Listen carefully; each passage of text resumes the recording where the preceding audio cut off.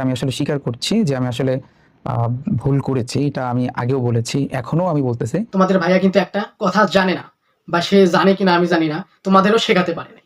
সেটা কি কি রাগ করলা? একটা প্রবাদ আছে, প্রবাদটা কি যে ভাইয়া দেখো, লুক লুক বিফোর ইউ লেপ, লুক বিফোর ইউ লেপ। এই কথাটার বাংলা অনুবাদ কি তোমরা জানো? যে এই প্রবাদটা, এটা কিন্তু একটা প্রবাদ, যে প্রবাদ এর বাংলা হইলো যে তোমার ভাবিয়া করিও কাজ, করিয়া ভাবিও না। সো তোমার রিফাত ভাইয়া এটা উনি জানে না, তোমাদের শেখাতেও পারেনি যে এই কথাটার মর্মটা কি। সো দেখো, ভাবি করিয়া করিয়া ভাবিও না, ভাবিয়া করিও। সে তিনি কি করছে, তিনি কিন্তু এটার উল্টাটা করছে। তিনি কি করিয়া কাজ করিয়া ভাবিতেছে, ভাবিয়া করেনি। তিনি যদি পূর্বে ভাবতো যে আমি আমার স্টুডেন্টদেরকে কি শেখাচ্ছি, নিজের স্বার্থ হাসিলের জন্য তিনি কি ভুল শেখাইছে। আসলে ভুল হয়, ভুল সবারই হয়, কিন্তু তিনি যে বারবার ভুলগুলো করছেন, এটা কি তিনি ভাবেননি? তাহলে তিনি কি ভুল করেছে, করার পরেও তারপরে ভাবতেছি তোমাদের ভুল শেখাইছে ওইগুলো। সময় কিন্তু কারোর জন্য অপেক্ষা করে না, এটা জানো। তোমরা যে সময়টা অতিবাহিত করছো, এই সময়টা কি পাবে আর?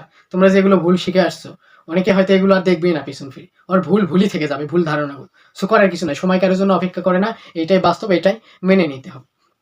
সো উনি এটা জানে না, বা কি জানে তোমাদের শেখাতে কতদূর পারছে। তোমাদের ভাইয়া রিফাত ভাইয়া কি তার ভুল স্বীকার করছে, হ্যাঁ তোমরা দেখছো, তুমিও বলতেছো হ্যাঁ সে তার ভুল স্বীকার করছে, যে হ্যাঁ সে ভুল করছে।